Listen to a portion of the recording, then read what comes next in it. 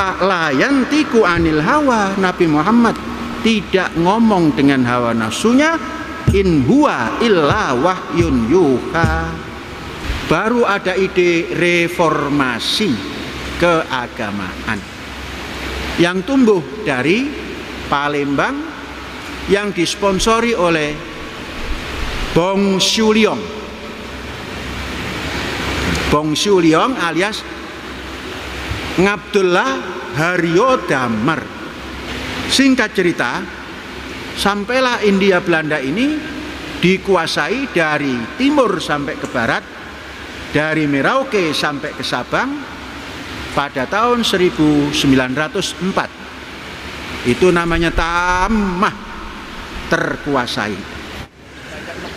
Abuhu Abdullah Abdul Muttalib wa Hashimun Abdu Manafin yantasib wa ummuhu Aminatuz Zuhriyah Ardo'atu Halimatus Sa'diyah. Kita lanjutkan, lahirlah Nabi Muhammad. Ada apa di Indonesia seumur dengan Nabi Muhammad? Di Indonesia ada tokoh besar, cuma yang tahu hanya dalang. Kemudian digambarkan wayang, kulit atau golek yang namanya Parikesit. Sampai sekarang orang tidak bisa memvisualkan Parikesit itu wajahnya seperti apa. Yang baru bisa hanya wayang kulit dan wayang golek. Kalau golek itu Kinandar Sunandar Sunarya. Kalau wayang kulit itu yang terkenal tahun 50-an 60-an itu siapa Sup? Siapa Sup? Hah? Narto Sabdo. Nah itu Yusuf. Kalau ente dari Jawa Tengah nggak kenal Narto Sabdo ya bangetan Sup. Oke, terus kita lanjutkan. Nabi Muhammad di sini ada kerajaan besar, kerajaan Astinalaya yang telah diserahkan tanpa peperangan kepada Raden Parikesit bin Abimanyu bin Arjuna bin Pandu Dewanata bin Begawan Abiyasa. Oh, dikatakan bin wayang kok pakai bin. Iya, kalau wayang Ki Dalang Asep Sunarya, trotok tok tok tok selesai, masuk kotak. Rumahnya di mana nggak tahu. Rumahnya di kotak wayang. Nah, ini harus dicari. Yang namanya perebutan perang begitu dahsyat, yang namanya perang Brontoyudo untuk merebutkan kekuasaan, mengambil alih Astinalaya itu di mana tempatnya? Saya cari ada di Pekalongan. Rumah Gatot Kaca ada di dekat Surabaya. Selidik punya selidik. Cuma benar apa tidak? Ayo kita cari rame-rame. Kita yang harus menemukan. Udah. Nabi Muhammad membawa ajaran dari ilahi. Kalau yang pertama ada perjanjian lama, kedua ada perjanjian baru. Yang dibawa Nabi Muhammad ini perjanjian reformasi, mendekatkan sesuatu yang jauh, menjauhkan sesuatu yang telah dekat tapi salah. Apa akidahnya dibenarkan terlebih dahulu? Apa akidahnya? Amanar Rasul bima unzila ilaihi mir rabbih wal mu'minun kullun amana billah wa malaikatihi wa kutubihi wa rusulih. Apa reformasinya? La nufarriq baina ahadin mir rusuli wa qalu sami'na wa ta'na ghufranaka Rabbana wa ilaikal masir. Itu inti reformasi Kanjeng Nabi Muhammad dengan agamanya yang sama sesungguhnya dari Adam sampai hari itu. Kalau sebelumnya Yahudi hanya untuk orang Yahudi, Nasrani hanya untuk orang-orang tertentu, sekarang Nabi Muhammad rahmatan lil alamin. kanggo manusia sejagat, kanggo alam sejagat. Dengan reformasi akidahnya semua diakui, la nufarriq baina ahadin mir rusuli. Kita tidak membedakan para rasul. Sekarang membedakan kan? Seakan-akan rasul dari Bani Israel out. Yang benar hanya turunan Ismail. Sehingga menyikapi Israel dan Arab pun jauh. Seakan-akan Arab ini Islam, Israel itu bukan Islam. Sekarang kita bertanya, siapa yang lebih konsisten dengan silsilahnya, dengan ajarannya? Ya Bani Israel, wahai orang-orang anak putra Israel, semua jadi nabi, yang jadi nabi, yang tidak pun banyak, membuat tempat itu yang dibawa oleh Ibrahim dari Ur Kasdim ke Kan'an, membeli tempat, kemudian menguasai, melebar, entah itu 400 hektar, entah itu 1200 hektar awalnya, kemudian diserahkan ke anak-anaknya, teruskan ini. Inilah tanah yang diperjanjikan.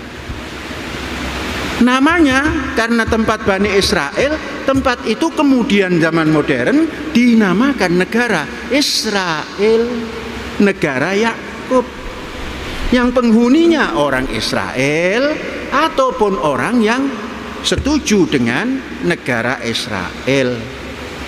Orang-orang Arab banyak di sana yang setuju dengan Israel, tinggal sebagai warga negara Israel walaupun beragama Islam. Konsisten nggak?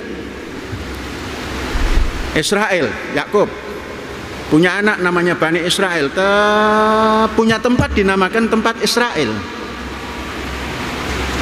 negaranya Israel, bahasanya Israel, Ibrani. Konsisten nggak itu? Sekarang Ismail menempati Jazirah Arab yang sekarang menjadi Saudi Arabia, melahirkan Nabi Muhammad, membuat Madinah, kemudian punya Khulafaur Rasyidin masih di Madinah. Kemudian setelah itu Nabi Muhammad wafat, Khulafaur Rasyidin habis, kira lebih 50 tahun, keluar penyakit kerajaan, penyakit raja-raja, penyakit kekhilafahan, penyakit dinasti-dinasti. Tumbuhlah orang yang mempunyai keturunan Umayyah, Abu Sufyan, yang awalnya memusuhi Kanjeng Nabi, dikasih ampunan oleh Kanjeng Nabi, diletakkan posisi tertinggi, kemudian merebut kekuasaan dari Ali bin Abi Thalib, kemudian membuat dinasti, kemudian membasmi cucu-cucu Nabi. Logika kita terima tidak? Walaupun itu seorang muslim, gunakan logika. Maka terjadilah misi yang dibawa Nabi hilang. Tauhidul ummah, itu tauhid uluhiyah hilang, tauhid mulkiyah hilang, tauhid rububiyah hilang. Tumbuhlah hadis-hadis. Quran sudah ada, tumbuh hadis. Maka dinilai hadis itu ada yang sahih, ada yang dhaif, ada yang macam-macam. Bagaimana anggapan Nabi kok dinilai oleh orang terkini? Yang dibawa Nabi itulah Al-Quran. Quran yang dibawa Nabi itu wahyu dari Allah, dan yang diucapkan Nabi itu adalah wahyu dari Allah. Karenanya pikiran merdeka kita mengatakan qala Rasulullah fil Qur'anil Karim. Mengapa? La yantiqu anil hawa. Nabi Muhammad tidak ngomong dengan hawa nafsunya. In huwa illa wahyun yuha. Jadi ungkapannya ya jangan qala Allah Ta'ala fil Qur'anil Karim, qala qalan nabiyyu sallallahu alaihi wasallam fil Qur'anil Karim. Sudah, itulah hadis Nabi. Fabi ayyi hadisin ba'dahu yu'minun? Dengan hadis mana lagi? Makanya ketika itu perang demi perang terus bergerak, dan keinginan untuk menjajah, bukan untuk menyebarkan ke Eropa, Andalusia. Bani Umayyah terdesak oleh Bani Abbas lewat Mesir terus ke Afrika, terus ke utara sana, masuk ke Andalus. Ganti oleh Bani Abbas. Ini pun begitu. Khilafah mamlakah lagi, kerajaan lagi, jadi raja lagi, sampailah ditaklukkan oleh Genghis Khan kurang lebih tahun 1200-an. Genghis Khan menaklukkan Abbasiyah, dan di Eropa pun yang dikuasai oleh Umayyah pelan-pelan hancur tanpa bekas apapun. Kalau yang Genghis Khan, yang dirampas oleh Genghis Khan, yang dikalahkan oleh Genghis Khan, kemudian dibawa ke negeri Cina oleh Genghis Khan, karena negeri Cina sudah dikuasai Genghis Khan, membuat dinasti baru Genghis Khan yang dinamakan dinasti Yuan. Orang-orang Bani Abbas ini, tentara-tentaranya yang laki-laki diangkut semuanya ke negeri Cina tanpa membawa pasangan. Jadi seperti Adam masih di Eden, masih di surga.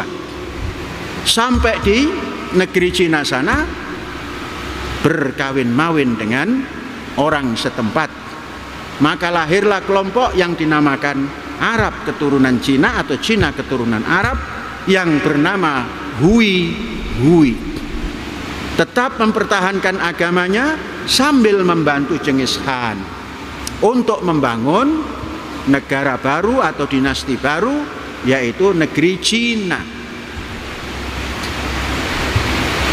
Nah, menjelang Genghis Khan suram nasibnya, kalah, tergantikan.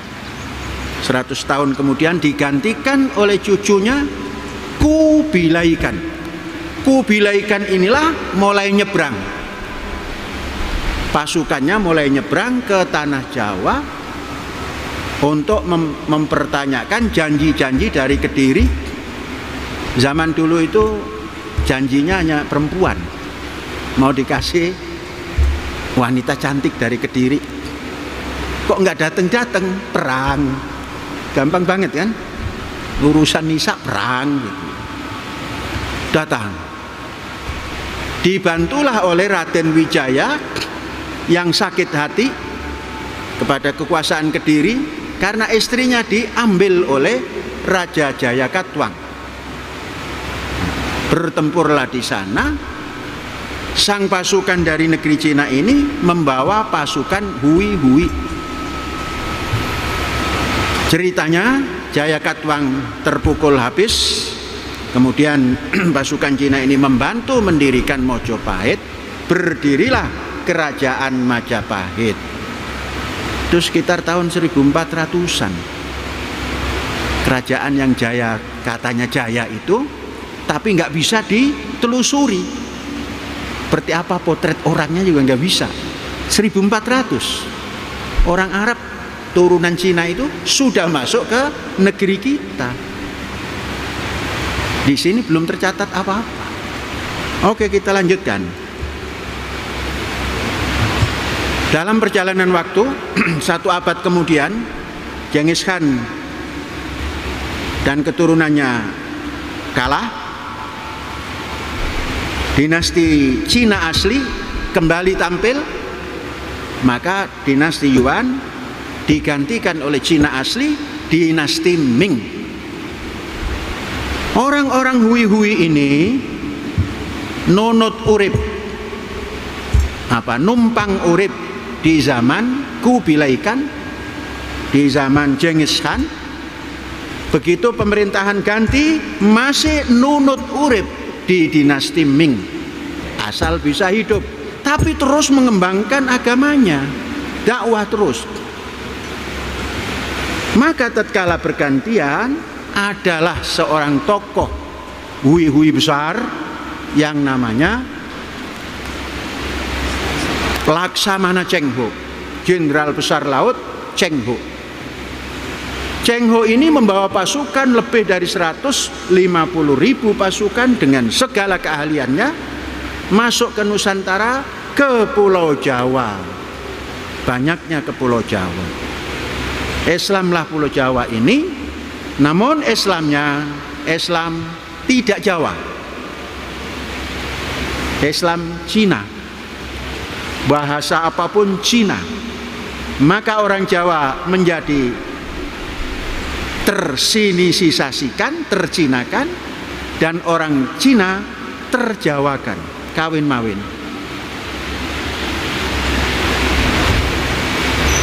Dari saat itu, beberapa tahun kemudian, tahun 1403 atau 8, itu Cheng Ho datang.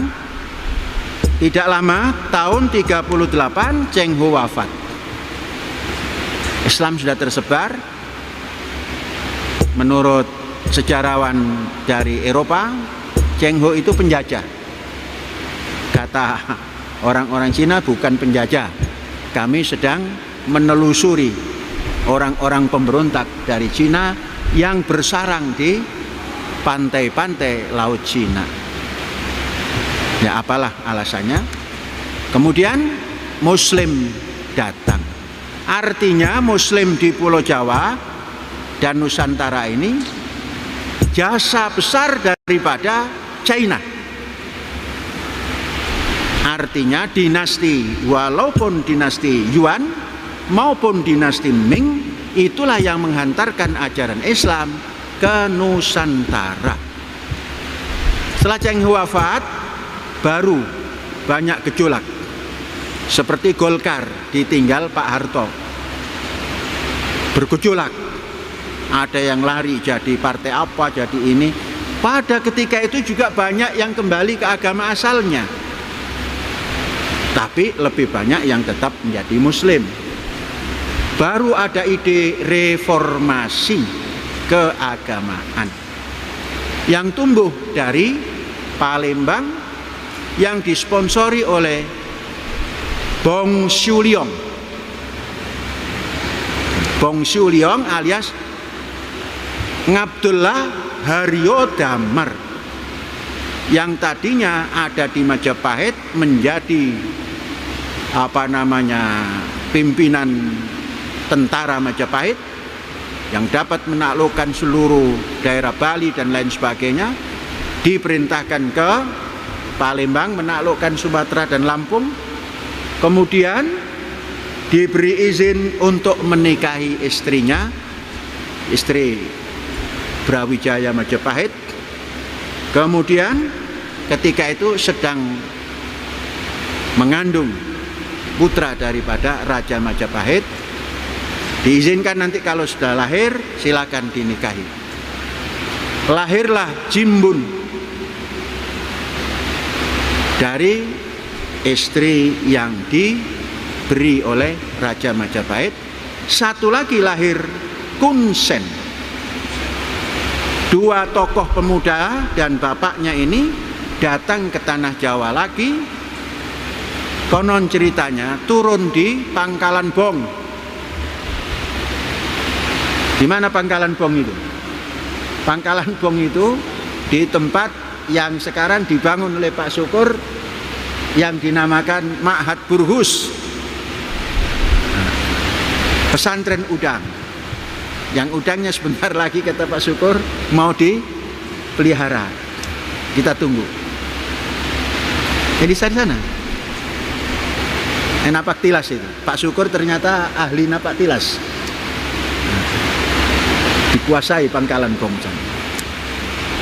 Kemudian masuklah ke Bintoro Demak. Dari sana mulai diatur strategi, Kun Sen dimasukkan ke Istana Majapahit, katakanlah menjadi bupati di Mojopahit. Jimbun tetap berada di Bintoro, etok-etoknya perang.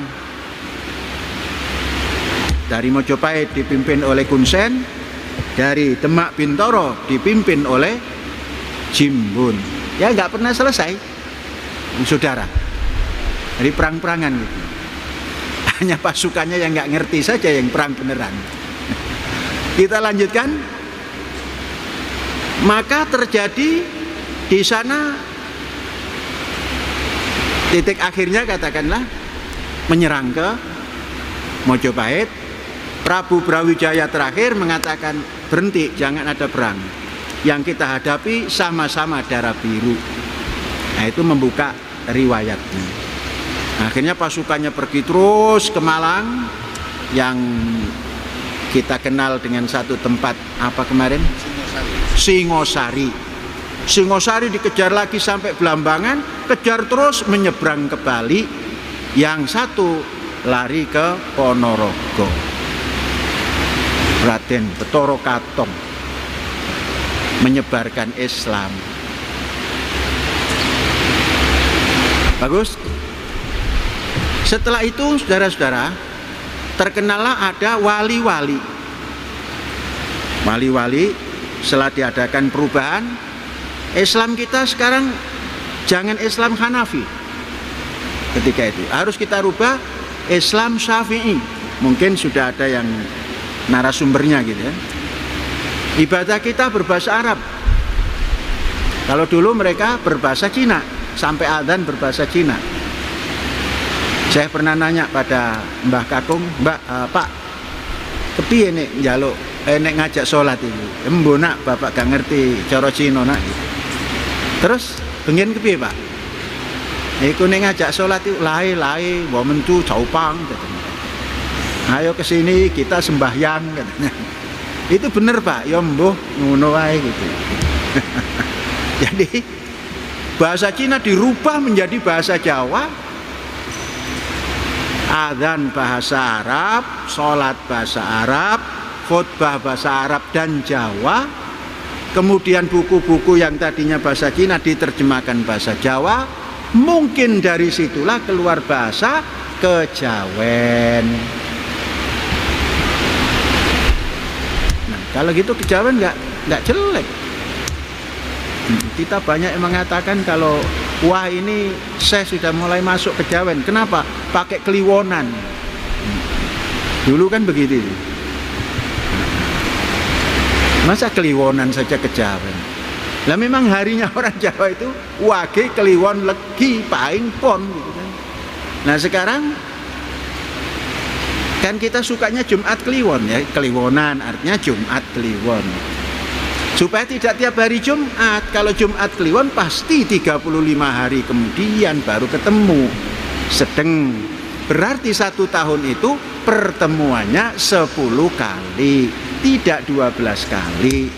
Nah itulah kelebihan Kejawen itu. Nah, yang tidak paham ya macam-macam seperti tadi itu. Masa Israel gitu. Nah, itu namanya belum paham Israel. Oke. Kita teruskan. Sudah berubah, terjadilah ada sebutan wali-wali.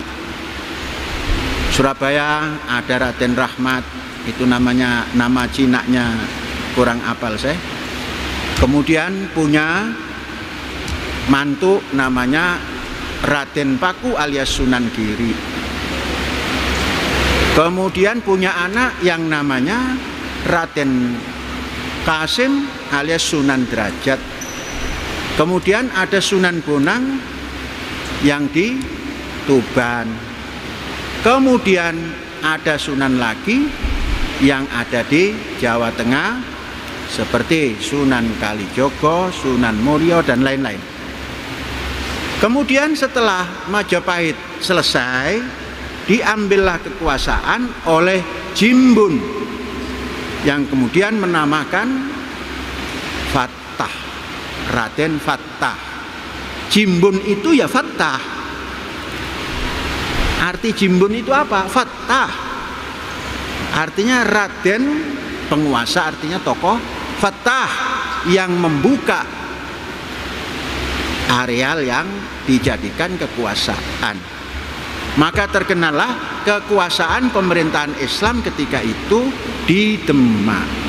Lagi-lagi umurnya nggak panjang, umurnya hanya 50 tahun, kemudian diganti oleh para kesultanan, bukan sunan ya, kesultanan, Sultan Mataram. Dari Sultan Mataram inilah nanti tumbuh orang-orang asing datang. Datangnya bukan sekedar datang untuk berkawan, tapi juga untuk menguasai ekonomi dan lain-lain. Tersebarlah cerita sejarah di Eropa, ada semacam balas dendam awalnya untuk mengejar muslim-muslim yang telah meninggalkan Eropa Andalus, yakni Spanyol dan Portugal. Portugis mendapatkan misi, artinya misi Jesuit. Misi Jesuit itu misi kristenisasi untuk timur. Kemudian Spanyol mendapatkan tugas Jesuit untuk barat. Timur berhasil cepat. Sampailah ke Malaka, India dulu, tahun 1511, dan masuk Malaka tahun 1511. Tidak lama kemudian di penghujung tahun 1511 itu masuk ke Nusantara. Terkenalah Portugis masuk ke Ternate. Melewati mana? Melewati Pulau Jawa, pesisir utara, sampailah di Gresik, dihantarkan oleh orang-orang Gresik, pelaut-pelaut Gresik menuju Ternate. Mengapa? Karena Ternate dan Gresik sudah terjalin kebersamaan. Masuk Islamnya Ternate oleh orang-orang Gresik, oleh sunan-sunan Gresik, oleh tempat-tempat pendidikan Gresik. Terkenalah Mas Kumambang. Mas Kumambang. Sudah? Masuk tahun 1511. Orang Eropa dari Portugis, terkenal dulu Abul Quer itu. Nah, di Malaka mendapatkan perlawanan. Masuk Portugis justru disambut dengan karpet merah kalau bahasa penyambutan.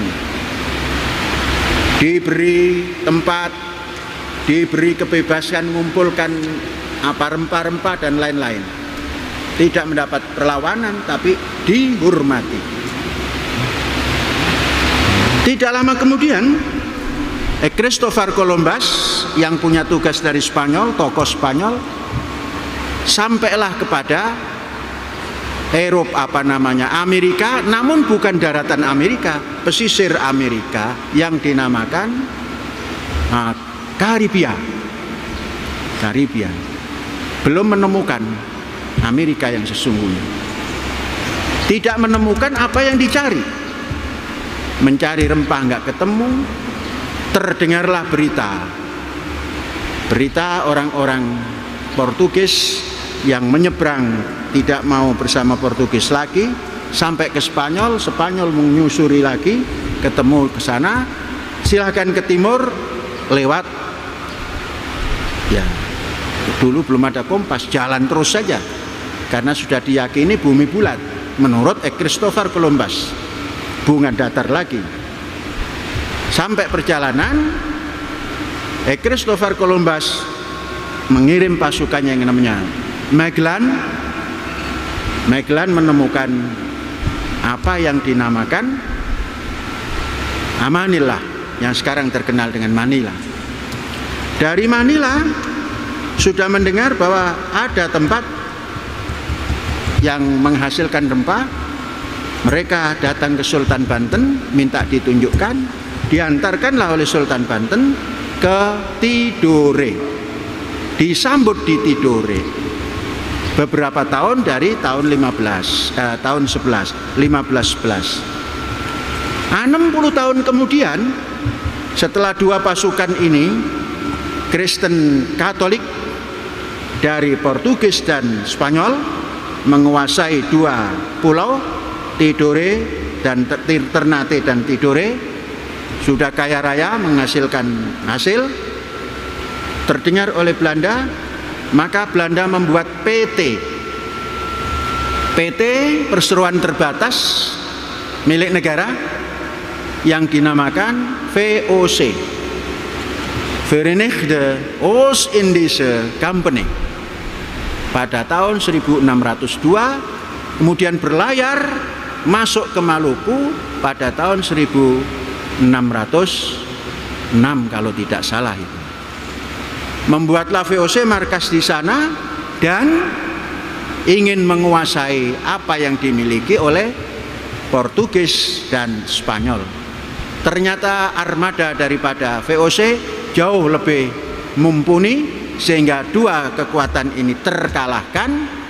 Portugis didesak masuk Timor, yakni sekarang Timor Leste, kemudian Spanyol didesak masuklah ke Filipina, maka Filipina dijajah oleh Spanyol dan Portugis menjajah Timor Leste. Sedangkan Belanda menata di Maluku dan mencari tempat yang lebih strategis lagi, ditemukanlah Jayakarta. Jayakarta, Belanda atau VOC membeli lahan di dekat pasar ikan sana, dekat istana daripada Pangeran Jayakarta yang putra dari Sunan Cirebon dan saudara daripada Sultan Banten. Ketika itu mendirikan benteng, dan jumlah tentaranya yang terhitung ketika itu hanya 350 yang ikut Belanda itu, orang Belanda. Singkat cerita, clash, diadu domba. Belanda diadu domba dengan Jayakarta. Jayakarta tersingkirkan, Belanda menang, maka mendirikan kota di Jayakarta itu yang dinamakan kota Batavia, kota modern waktu itu sudah. Pada tahun 1619. Yang kemudian daripada itu menyebarkan, sampailah Sultan Mataram bisa dikibuli, sehingga banyak yang menyerahkan teritori. Teritori itu kawasan-kawasan diserahkan. Akhirnya pelan tapi pasti sang PT ini menguasai, kaya raya. Namun karena kaya raya dan korup, 100 tahun kemudian, 200 tahun kemudian, pada tahun 1799 akhir di Desember, hancurlah VOC karena keserakahannya. Maka VOC singkatannya bukan menjadi Verenigde Oost-Indische, tapi menjadi V Virgaan, O onder, C korupsi. Virgaan onder korupsi, hancur karena korupsi. Baru berubah. Artinya ketika itu sang penjajah itu hanya PT. PT itu bukan negara, walaupun BUMN, tapi PT. Negara segini besarnya kok dijajah oleh PT. Baru negara Belanda menjajah tatkala setelah masuk tahun 1800. Enggak lama setelah itu ada, setelah setelah revolusi Prancis mengadakan menyerang Belanda, Belanda ditaklukkan, Belanda ngungsi ratunya ke Inggris, negeri Belanda dirubah menjadi republik oleh Prancis Napoleon. Namanya Republik Batavia. Maka jajahannya Hindia Belanda ini diambil oleh Prancis, dikirimlah tokoh yang namanya Raden Dandeles. Jadi Dandeles itu penjajah dari Prancis. Jadi sudah dijajah yang pertama oleh siapa? PT VOC gitu kan. Kedua oleh negeri Belanda. Ketiga oleh Prancis. Prancis Dandeles punya kenangan membangun jalan Anyer Panarukan 1000 km dalam tempo 3 tahun. Setelah itu Prancis kalah oleh Inggris. Maka Ratu Belanda dipulangkan dan Nederland menjadi negeri keraton lagi. Kemudian diberi hadiah untuk memegang negara yang dijajahnya yang namanya Hindia Belanda. Maka datanglah pengganti Dandeles, seorang yang bernama Raffles. Itulah penjajah Inggris. Raffles punya jasa membuat sejarah, History of Java. Nah, setelah Raffles juga ganti, karena sudah ganti, Belanda sudah pulang lagi ke negerinya, diserahkan kembali. Dalam ketika itu ada perubahan-perubahan. Hindia Belanda memiliki Bengkulu. Bengkulu yang tadinya milik daripada Belanda, itu milik daripada Inggris, Raffles, diserahkan ke Indonesia atau Hindia Belanda, diganti dengan Temasik. Temasik itulah Singapura, diganti dengan Kalimantan Utara, Sabah dan Sarawak. Kemudian Indonesia menjadi yang ada ini. Dalam perjalanan timbullah kegiatan-kegiatan yang dinamakan Kulturstelsel, membangun sistem pertanian. Terjadilah Kulturstelsel yang sangat maju, yang daripadanya bisa membangun New York, pusat orang-orang Belanda di Amerika. Jadi New York dibangun oleh hasil Kulturstelsel. Dibangunlah, membesarkan jembatan-jembatan dan kincir-kincir di Belanda, sehingga Belanda tidak kebanjiran. Singkat cerita, sampailah Hindia Belanda ini dikuasai dari timur sampai ke barat, dari Merauke sampai ke Sabang pada tahun 1904. Itu namanya tamah terkuasai. Setelah itu baru Belanda membuat program baru, yaitu politik etis, mendidik bangsa ini, membangun pendidikan, membangun pertanian, membangun irigasi. Dari situlah putra-putra bangsa Indonesia dididik. Ternyata putra bangsa Indonesia kalau dididik mempunyai kecerdasan yang tinggi. Daripada pendidikan mulai tahun 1905, punya kreasi masa depan, tumbuhlah cita-cita memiliki negara. Daripada Hindia Belanda, lebih baik Indosnesos. Maka namanya Indosnesos. Setelah Indosnesos, baru Indonesia. Baru mengadakan perundingan-perundingan, baru mengadakan perjanjian Sumpah Ahdun yang dinamakan Ahdul Fatah, Sumpah Pemuda, Ahdul Fityah, tahun 1928. Kalau kita tarik daripada Batavia yang didirikan oleh Belanda 1619 kepada tahun 1928, maka jumlahnya 309 tahun. Itulah tahun Ashabul Kahfi nyungsep di gua. Jadi Ashabul Kahfi itu jangan cerita yang nggak bisa dibuktikan. Cerita yang bisa dibuktikan adalah Indonesia. Bangkitlah pemuda-pemuda Ashabul Kahfi dari tidurnya setelah mendapatkan pendidikan. Beberapa puluh orang, Bung Karno ketika itu tidak ikut. Karena apa? Karena dalam tahanan. Ada tokoh yang kemudian menjadi tokoh misterius, ikut menandatangani Sumpah Pemuda. Mengapa misterius? Karena punya kegiatan-kegiatan yang dianggap misterius. Padahal orang itu adalah tamatan sekolah kedokteran, sudah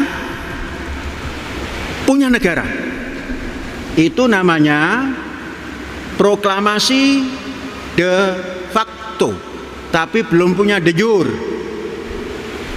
Jadi proklamasi tanpa peperangan, tanpa penembakan sana sini, tapi dengan kecerdasan.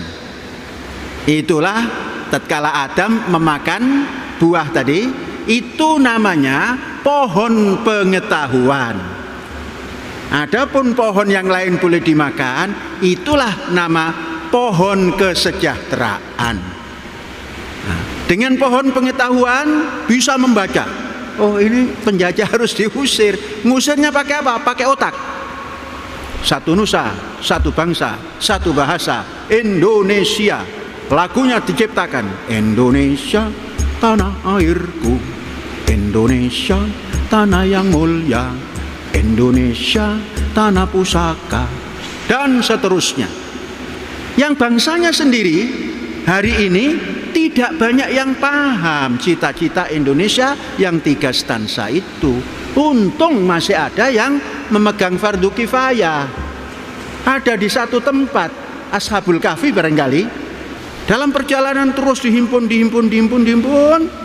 menerurkanlah proklamasi kedua de facto dan de jure 1945, yaitu 17 Agustus. Kami bangsa Indonesia dengan ini menyatakan kemerdekaan Indonesia. Hal-hal yang kenaan dengan pemindahan kekuasaan dan lain-lainnya diatur dengan seksama dalam tempo yang sesingkat-singkatnya. Jadi nggak punya batas itu ya. Jalan tanpa perang. Ternyata peperangan itu setelah kemerdekaan, mempertahankan kemerdekaan, memerdekakannya tanpa perang, pakai taktik strategik, mengisi otak, rasional. Terjadilah orang yang tadinya sudah menyerahkan kekuasaan kepada Jepang, karena tahun 42 Indonesia sudah dijajah Jepang, menyerah, teken di sini di Subang itu, penyerahannya itu di Lanut, lapangan udara Subang, Surya Dharma itu, menyerah, ditinggal, pergi ke ngungsi ke Australia. Yang tidak sempat ngungsi ditahan di kamp tahanan.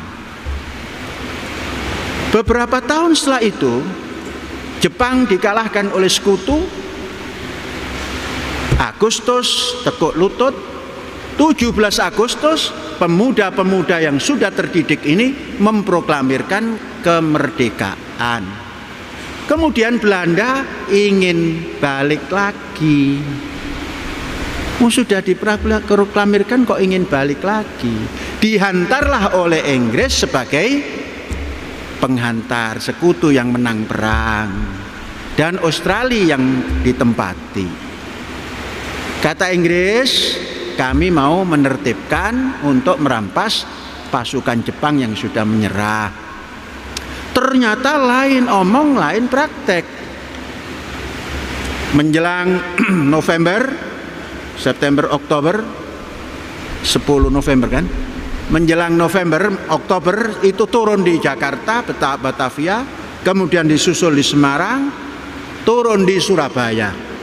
Di Surabaya inilah yang terjadi peristiwa besar, di mana ratusan ribu pemuda dan masyarakat yang tinggal di Surabaya mengadakan perlawanan menggunakan berbagai macam senjata, baik yang senjata benar maupun senjata tidak benar, bambu dan lain-lain, melawan tentara Inggris yang mendarat. Sesungguhnya tentara Belanda yang dibimbing oleh Inggris mendarat. Orang Indonesia tidak tahu Inggris, tidak tahu Belanda, yang wong putih itu ya londo, wabeh londo, perang.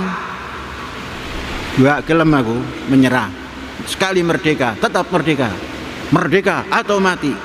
Pidato di sana sini Bung Tomo dan sebagainya. Terjadilah baku tembak.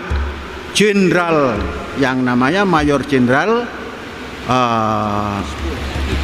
Malabi tertembak, entah siapa yang nembak. Maka dipersalahkanlah bangsa Indonesia. Kemudian ada perundingan. Perundingan pertama adalah perundingan Linggarjati, belum mendapatkan kesepakatan. Perundingan yang kedua adalah perundingan Renville. Inilah yang menjadi tonggak sejarah bangsa Indonesia menyerahkan kedaulatannya sebagian kepada bangsa Belanda dan menjadi persengketaan besar. Di mana keputusannya? Nah, ini dulu, siapa yang ikut?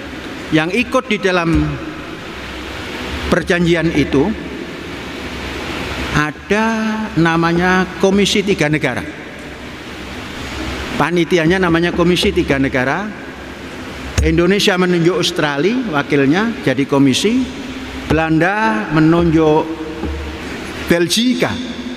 Nah, jadi setelah itu dua ini yang ditunjuk Indonesia dan yang ditunjuk Belanda menunjuk satu orang ketua komisi Amerika, lagi-lagi pengadilan monyet. Apa hasilnya? Hasil yang paling jelek di antara perundingan-perundingan yang ada. Republik Indonesia, intinya Republik Indonesia harus meninggalkan kantong yang ada di Jawa Barat, meninggalkan garis Panmuk, pindah ke Jogja, yang itu adalah daerah Republik. Maka tentara Siliwangi tunduk, ikut. Alasannya atas perintah ditunduk. Ada yang lewat Gombong naik kereta api, ada yang lewat Cirebon naik kapal turun ke Rembang, dan ada yang turun ke Jogja. Walhasil kumpullah di Jogja sana Fakim. Keadaan Fakim, mengapa ditinggalkan? Ketika itulah tokoh-tokoh Jawa Barat yang menyatakan tidak setuju dengan Renville mendirikan satu kegiatan untuk menegakkan Indonesia. Jangan ditinggalkan, berdirilah sebuah proklamasi yang diucapkan oleh Marijan Kartosoewirjo, berdiri negara Islam Indonesia di bulan Agustus, awal pekan Agustus, mengisi kefakiman. Tentara Siliwangi yang pergi ke Jogja dan ada yang pergi ke Banten. Banten tetap menjadi republik. Kemudian Jawa Barat yang istilahnya Priangan Timur dan Jakarta ditinggal oleh pasukannya dan diisi oleh pasukan DITII. Mengapa terjadi kesalahpahaman ketika itu? Tatkala penyerahan kedaulatan pada saat perjanjian konferensi meja bundar, itu isinya adalah pembentukan negara serikat. Di dalamnya adalah Republik Indonesia, kemudian negara Pasundan, negara Jawa Tengah, negara Jawa Timur, negara Madura, negara Indonesia Timur, negara Sumatera, negara Riau, dan lain-lain banyak. Itu semua ikut masuk ke dalam perundingan di Den Haag, konferensi meja bundar, sampai disetujui untuk penyerahan Republik penyerahan Belanda, mengakui penyerahan Indonesia, Hindia Belanda, bukan diserahkan pada Republik Indonesia, tapi diserahkan pada Republik Indonesia Serikat pada 27 Desember 1949. Apa gerangan? Jadi gerangannya apa? Gerangan itu apa? Gerang itu bandot. Kucing gerang. Itu kucing bandot. Kamu ini sudah wis gerang kok isi macam-macam, artinya wis bandot. Apa gerangannya? Apa bandotnya? Persoalan besarnya karena ada proklamasi 7 Agustus 1949, maka tokoh Belanda yang disponsori oleh Van Mook dan Van der Plas cepat berunding di bulan Agustus sampai bulan Desember. Tercetuslah keputusan dan dinyatakan kedaulatan diserahkan, tapi yang menerima Republik Indonesia Serikat yang jumlahnya seperti tadi itu. Namun berlaku hanya beberapa bulan, kemudian dirubah menjadi Republik Indonesia saja, nggak pakai serikat. RIS juga Republik Indonesia sahaja, bukan Republik Indonesia Serikat, sama-sama RIS-nya. Baik, kita terus.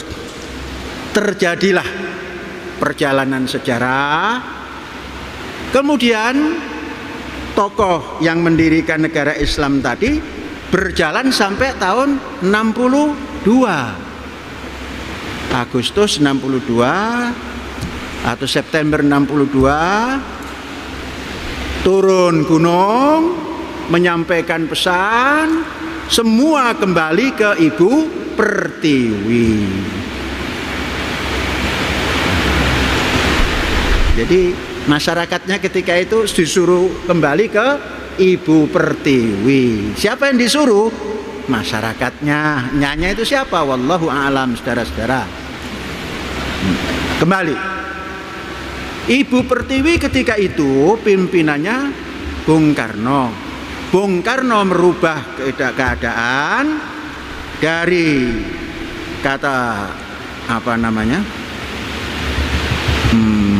kata Bung Hatta, demokrasi menjadi demokrasi terpimpin.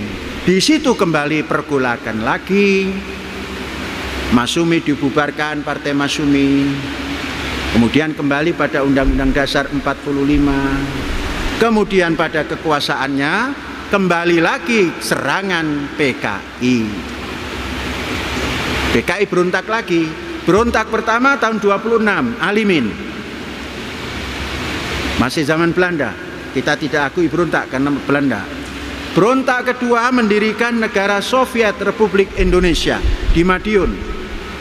Itu tahun 48, September 48. Kemudian ketika 26 berontak, ada orang selain Alimin namanya Musso masuk ngungsi ke Uni Soviet, pulang dari Uni Soviet tahun 48 mengadakan pemberontakan 48 tadi, menikam dari belakang.